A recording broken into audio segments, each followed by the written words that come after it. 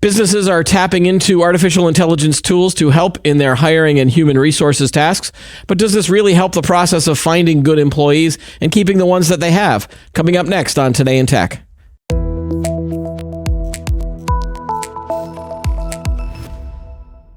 Hi, everyone. Welcome to Today in Tech. I'm Keith Shaw. Joining me on the show today is Jay Sabin. He is an employment and labor attorney with Brock Eichler in New York City. Welcome to the show, Jay. Good morning. Good morning to our listeners. So, what kind of impacts are you seeing from the employment law space of generative AI in terms of the relationship between employers and employees? Are you seeing a big disruption, a little disruption? Tell me about the overall impact of Gen AI from your perspective. Well, I can tell you, adoption-wise, I'm seeing with my clients a tremendous acceleration of a desire to use, or on occasion, also a reaction to employee use. Questions about how to set up policies in the workplace, how to respond when an employee uses it. And then as an outside lawyer, I often get the case or the call rather when the house is already on fire and something unfavorable has happened with respect to the use of AI. Okay, and a lot of companies were using artificial intelligence tools before this. So has the impact of generative AI, like a ChatGPT, has that even accelerated even more, or is it having a different type of impact than maybe some of these other AI tools that companies might have been using before? Well, you're absolutely right, and it's worth to spend 2 seconds to just to level set with our listeners. Yeah. Some AI creates content. That's what you just called generative AI, and some AI analyzes data. But in either case, what they do is they work off, the tool works off a database. For analyzing data, a lot of times it's a proprietary database. A company may, for example, have 5 years of history of how long it takes their trucks to get from point A to B. And then the AI tool will use that data to extrapolate. On the other hand, with generative AI, it often works off a publicly available database. Think, some period of time for Google postings or through a date certain. And then in both instances, what the application does, it extrapolates from that data using a logical algorithm to form a result, to form, frankly, Keith, a prediction based upon the data, based upon its algorithm. But to be plain with everyone, it is not the same as a Google search. Keith, when you and I Google search, we then read through, look at the results, and then we use our human experience and our intellect to synthesize those results. That's not what AI does. Does it replicate it? Somewhat, but not exactly. Okay. And I think when we were talking beforehand, you were talking about some of the macro impacts that it's having, but there's also some micro impacts. Can you delineate between the two of those from what you're seeing companies kind of come to you for advice around? So let's start with the macro level for our listeners. On a macro level, employers are using AI in the workplace on day one, meaning for the recruitment hiring process. If you as a listener haven't yet interacted with a chatbot or a video tool as part of the hiring or screening process, you will soon. Yeah. That's the degree of adoption. So on a macro level, it's being used as a screening tool, and we'll talk more about that.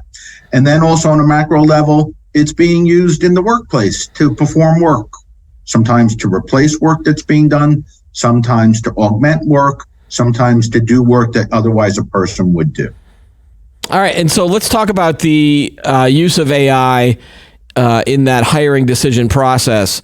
What are some of the pitfalls and obstacles that companies are navigating in this space? Is it worth a lot of these potential headaches for them to go through all this, or is this creating more work for down the line? And there's a bunch of bullet points we can talk about, but I wanted to see what you're thinking.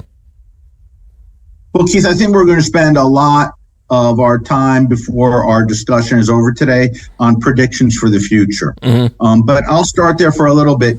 The use of AI in the workplace will not decrease. It will accelerate.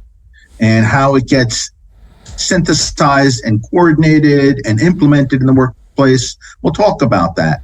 But the notion that it's going to be stopped or halted either because it doesn't work or because companies are too suspect about it or because big government gets involved, that's not going to happen. It's going to be in the workplace. It is in the workplace. Okay, so you're saying our lives. Yeah, so you're saying a lot of companies are telling you that it's worth it to face some of these hurdles because of the broader impact and the broader benefits that they would get out of that, correct?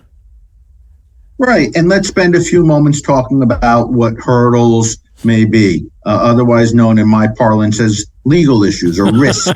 Okay. And so when you're using any hiring tool as a company, it's illegal to use that tool in a way that disproportionately excludes candidates with the same protected characteristic, where the screening tool is not job related. So let me unpack that for everyone, because I don't want to use too much legalese. So screening tool, that means AI. Yep. It may be you or I in a job interview talking to a chatbot. The chatbot doesn't like the words we use or the phrases we use or the idioms we use. And it gives a report back to the hiring manager saying, exclude Keith. He's not going to be good for this job. So that's a screening tool. That's AI as a screening tool. Now let's talk about what the phrase disproportionately excluding candidates with the same protected characteristic. Let's take a simple example. If 100 people apply for a job where AI is used as a screening tool, and 50% of the candidates are male and 50% are female, but the screening tool excludes every single female candidate, that's called a legal problem. Right. That's called a legal problem. Now, the only saving grace, or not grace, but the only way that can be saved is if the tool is job related. Generally speaking, AI will not be necessarily job related, but a classic example is the firefighter who has to be able to lift 50 pounds dead weight. Okay. That would be perfectly fine for a firefighting company to require every candidate to show that he or she or they can lift 50 pounds dead weight. But that's not the case with AI. So that's the legal construct. Now, why does AI come up in this discussion? Because AI can be innately biased, or it can be programmed to be biased. Okay. So let's talk about innate bias for half a second. Sure. There have been studies that have shown that some AI tools, when they use a video screen out candidates with certain skin color. They don't recognize it from that database. Okay. Remember, when we level set before, AI is only as good as the database it draws from and the logic it uses. And if the database doesn't have a lot of people with a certain skin color in it, the AI tool may say, oh, that's not the type of person you want as an employee. It can also screen out candidates who don't use words or phrases or idioms that most candidates use. Because again, in that database, it doesn't see a lot of a certain type of idiom, and it draws a conclusion that candidate's not going to be good for this job. The fact of the matter is, though, you and I as humans, we don't screen in that regard. But because AI does, it can result in that it's called disparate impact, Keith. It has a disparate impact on a certain group of people. So that's the legal issue, and that's why AI is front and center on this legal issue. And let me share with you how front and center it is. Yeah, go ahead. Do we?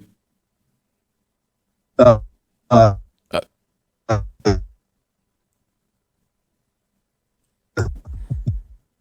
the EEOC. Hey, Jay. Which is Jay. We're getting some lag here from this. Is this our side or their side? Jay, we're gonna hang up. Hold on. Or no, we're not hanging up. All right. Now. Yeah, just hold on a second. Yeah, just hold on for a second, Jay. I mean, we're fine. Okay. So it's definitely not. Yeah, it's not our end.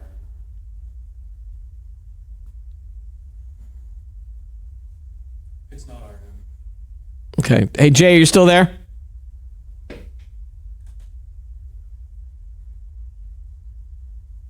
Jay, yeah, are you still there? Can you still hear us? Okay, you can see us. Can you hear us? Yes, I can. Okay, all right. Are you on a Wi-Fi connection? Or yes. Can you switch to a wired, or is that too problematic? Fine. It's what?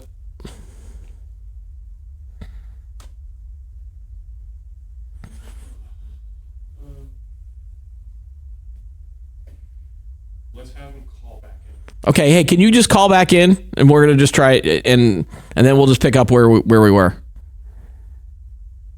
Very good. Okay, just call back in. We'll still be on the line here.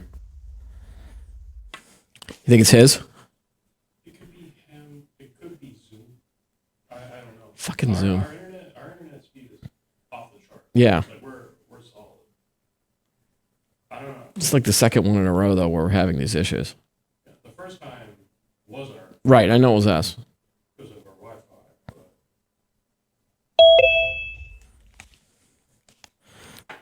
But Okay, it is connecting. I'm connected. All right, Jay. Yeah, you sound better here. So let's just keep going before in case we lose it again. Jay, Where should I pick? Just pick up. I'll just ask I'll just ask a question, and then we'll go from there. So you had mentioned innate bias. What was the other one? It was based on the programmer. Did you get to that part? Keith, the AI tools that are being sold, some of them permit the user, meaning the company that's doing the screening, to actually use the tool to program out or to screen out certain individuals. Okay. And I'll talk about this. And as I put it now, there are 365,000 good reasons why a company has to pay attention to this, because that's the amount in dollars that a company just a few weeks ago had to pay because the EEOC had found that it used an AI tool to exclude older candidates from the job. Wow. Okay. Yeah. In New York City, where you guys are out of, there were some new regulations as well. How has that been going? Have companies struggled with these new regulations, or are these AI tools falling in line to what the city's looking for? Well, there's a lot still to shake out. The regulations that you referred to went into effect in early July of this year. There are still certain eddies and specifics to be worked out in final regulations from New York City, and how it actually gets implemented and used. I think it's gonna some time to shake out. Now, under this new law, there are three things an employer has to do, three primary things, if they want to use AI in a substantial way to make decisions about candidates. One, they have to conduct annually, it's called a bias audit.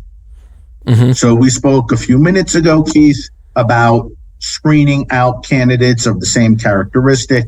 they have to, users of AI tools in New York City now have to conduct a bias audit to see if that's happening or to what extent. Two, they have to publish the results so anyone can see it on the company's website. And three, candidates, people applying for the job, have to be on notice that they're going to be subject to some type of screening that's AI based. Okay. And in general, those three rules are helping, right? Well, what they're doing is they're making the use of AI more transparent. Mm-hmm. They're making the use of AI transparent.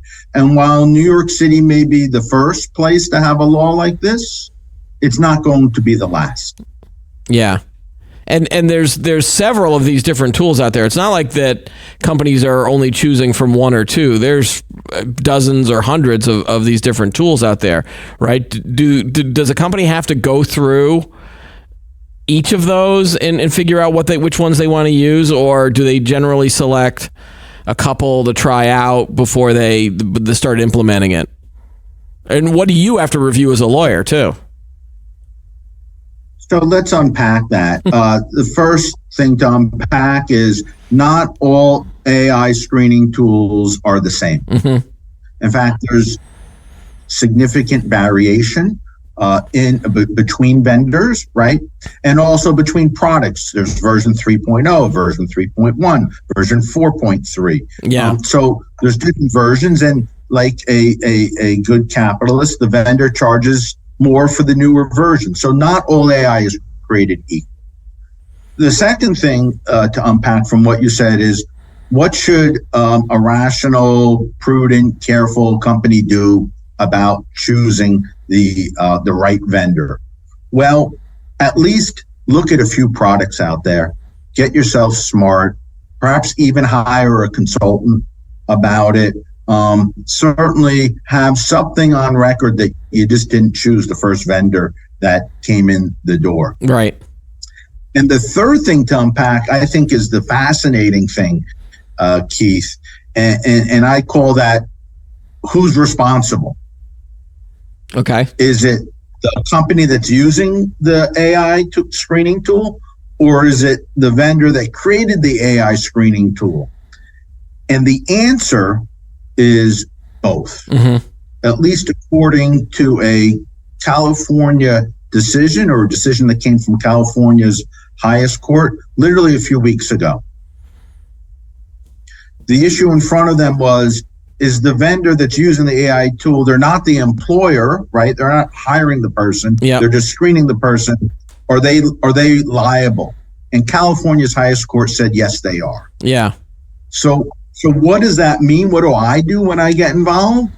I do something on behalf of companies called negotiating indemnification, which means if something bad happens, hey, you vendor who put this product into the marketplace and charged me a fee for it, you should stand behind it. Right. So are you finding that more of those vendors are taking the responsibility or in making their products better? I can't imagine that they would initially put out something that could cause a problem. But are is the trend going upwards towards more responsible vendors? So it comes down, a lot of times it comes down to the age-old dispute of, it wasn't me, it was you. The vendor says, well, you used it, you programmed it, you set the parameters. The tool itself is inherently illegal. It's how you used it.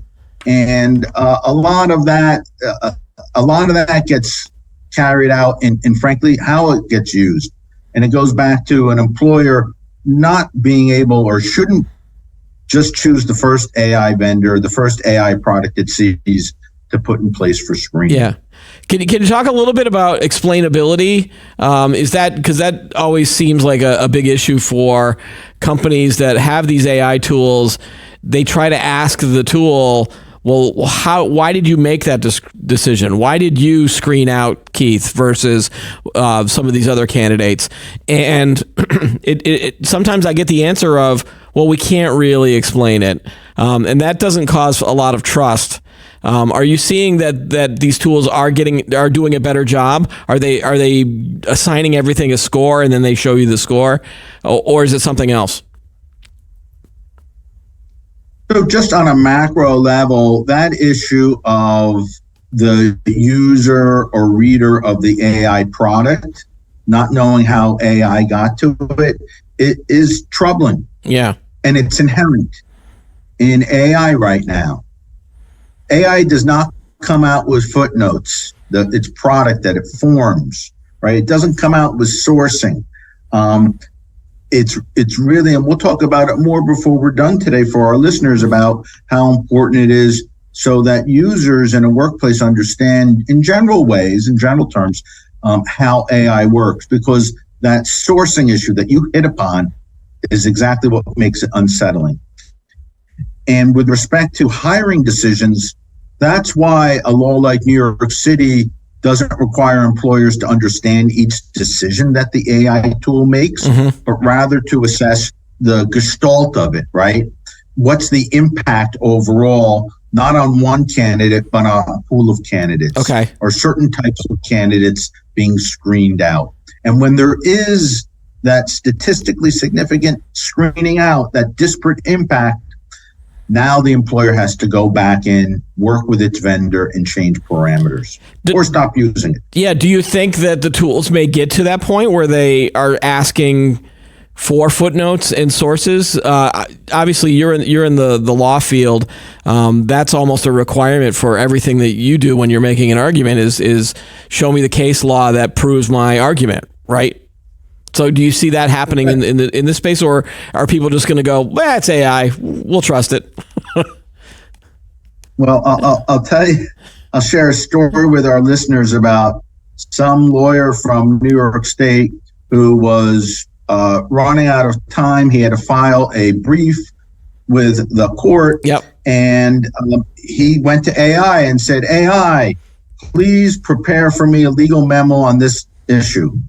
And out came a Word product that read pretty well. Yeah. AI is pretty good at syntax, how things sound, how it reads. It's excellent, for example, Keith, at poetry. Excellent. So the lawyer read it, looked pretty good, and it had legal citations in it. And the lawyer claims that he then went back to AI and said, does this case really exist? And AI said, absolutely, this case really exists. And the lawyer submitted the brief to the court. Yep. And the other side got it and said, wait a minute, I want to read these cases. I can't find them anywhere. Right. What library are you using? And this lawyer had to admit to the court that he committed a fraud on the court, which for lawyers, that's as bad as it gets. Yeah. I remember that case because that was a big deal in the news side as well. But do you see this happening? Like, do you see then these companies doing this for the hiring decisions, or is the aggregate good enough? Is the gestalt, as you said, is that good enough for most companies? It might be good enough for New York City, but is it good enough for the general population as well?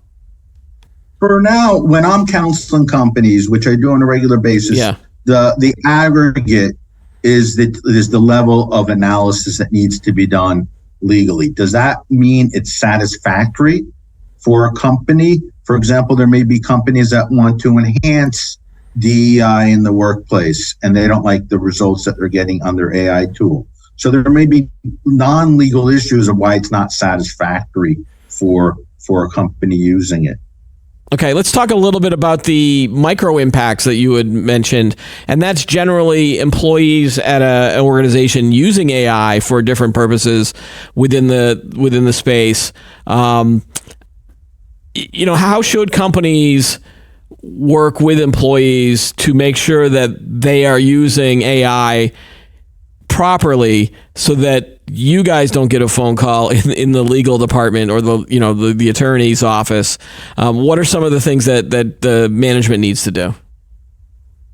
Well, let's speaking of level set. Yeah.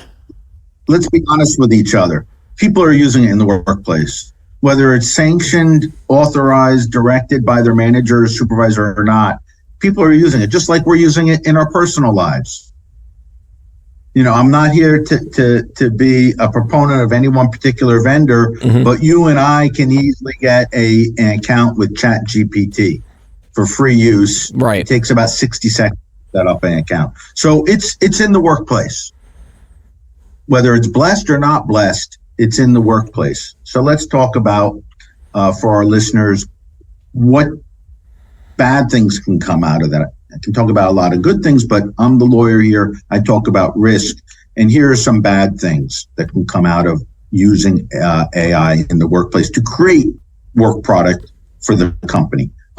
One, because the user doesn't know where the AI is getting the result from, what it formed, it could be just another party's words. Maybe it's intellectual property.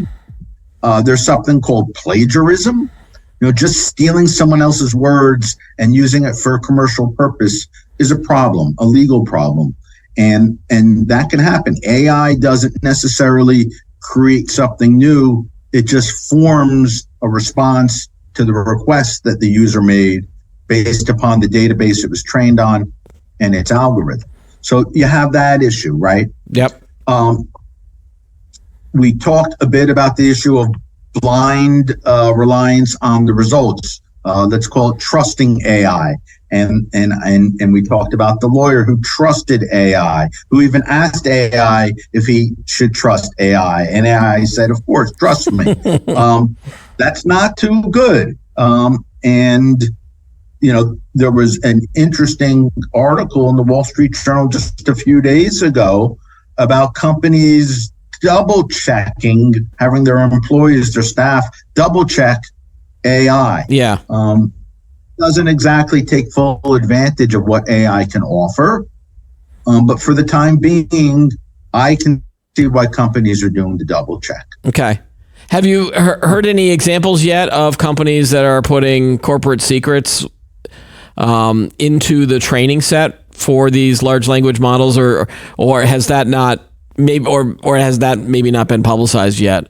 Because that could be a potential issue, right? Well, we haven't seen it yet on the cover of the New York Post, but stay tuned. Because nice tease. Because what you're saying or what you're referencing is a person at a company that is working with some confidential information of either their employer, right, or of a customer or a client or a patient, if you're in the healthcare services. And this person enters that confidential information into the AI query box. Okay. As part of making a request to AI to form a result. That's a major problem. Yeah. Because once that confidential information is entered into AI, if you look carefully, and that's what lawyers do, they look at the fine print, right? If you look carefully at the fine print on a company like ChatGPT says, once you enter information, it's ours to use as well. Right. Wow. Okay. So this employee has now disclosed confidential information. Hopefully it's not the secret to Coca-Cola, but it's never a good result when you're disclosing confidential information. Do you think that some of these leaks would be inadvertent mistakes initially, or could we see this being used as corporate sabotage or cyber hacks, those types of things? I would say, Keith, if you're going to be nefarious, not you, if someone is going to be nefarious, there's a heck of a lot of other tools to be nefarious with these days. I think it's fair to say that it's inadvertent disclosure / ignorant disclosure, but it hits exactly on a point about what should a company do. A company can't be ignorant about the use of AI. And what I see and what I'm getting calls about are careful companies, careful employers, that they want to provide guidance to their staff. They want to provide training to their staff. and they want to set employee expectations about how to use AI in the workplace. Okay. And do you get queries from either employers or employees about this whole idea of AI taking jobs away from people, or do most companies still see this as a tool that can help their employees perform better and be more efficient? With respect to what jobs are taken away or reformulated or created, Keith, that's really the warp and woof of the marketplace. Yeah. Today it's AI. Yesterday it was smartphones. Before that it was BlackBerries. Before that it was computers. Before that it was a typewriter. There's technology, and it's going to both change jobs and make new jobs. There was some publicity, some media attention recently on a posting of the $900,000 AI job. Right, I remember that. The Yeah. company was out there looking for candidates to be head of, quote, machine learning platforms and offering a salary of $900,000. So there's upvaluing of jobs, there's job redundancy, and there's job reformation as a result of AI. And so I wanted to ask you, since you are an attorney, how is that impacting your space, the legal space? Does your firm use AI in its own offerings? Now, obviously you can use it to research case, but you're also double checking to make sure those cases are real, obviously. But like, how are you guys using it in your space? Well, let's start with the collective at my firm. Yeah. We've all received training on AI. Mm-hmm. Not training on how to use a specific AI application or application tool, but training about how AI works in general. What are the risks of using AI? And I would hope and trust that any major law firm is providing their staff, all their employees, with training about it. There's also training about how to speak with our clients about whether we do or don't use AI. A classic lawyer job is the misery of going through 100,000 pages of documents in a lawsuit to see if 3 are relevant to the case. Yeah. That culling process can be greatly accelerated with AI. For us as lawyers, we want to make sure that we're transparent about that with our clients, both about the impact, the limitations, and the costs. And we've been trained with respect to that. With respect to using it for intelligence, I don't mean capital I intelligence, like it's mine, just getting educated and smart about a particular issue under the law. If I am to use it, I use it only to confirm what I already think, and then only subject to verification. Mm-hmm, mm-hmm. It's still a very effective tool. I'm not suggesting that any lawyer should be a Luddite about it. It can be a very effective tool that cuts time. And for lawyers, time is client money. Right, right. And you had mentioned at the beginning of the episode that, we're going to be making a lot of predictions. So I'm going to ask you that now.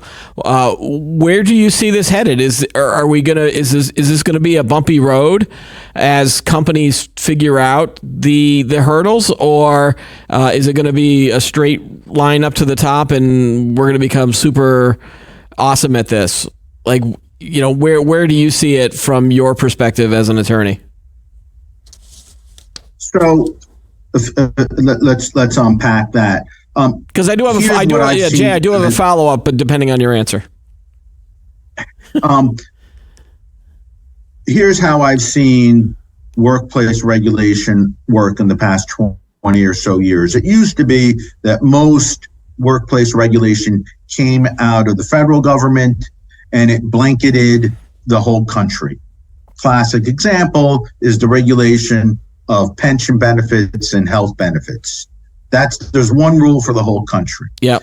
That model has devolved though in the past generation or so, the past few decades, where each state, and lots of municipalities and local jurisdictions are taking their own approach.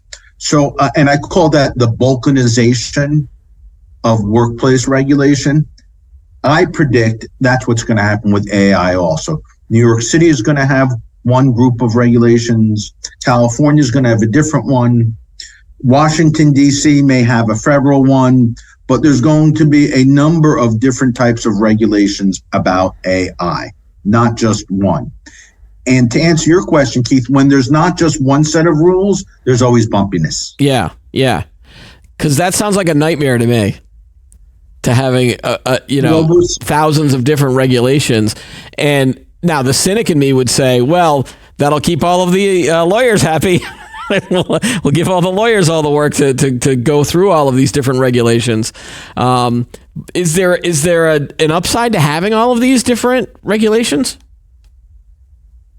So whether there's upside, downside, I think that's going to be the reality. And Keith, we see that today in privacy regulation. In the EU, for example, there's one privacy regulation. It's at the EU level. Yeah. In this country, we now have about 9 different states with different privacy regulations. California was the biggest. They passed their law a few years ago, and just in the past 12 months, a number of other states have.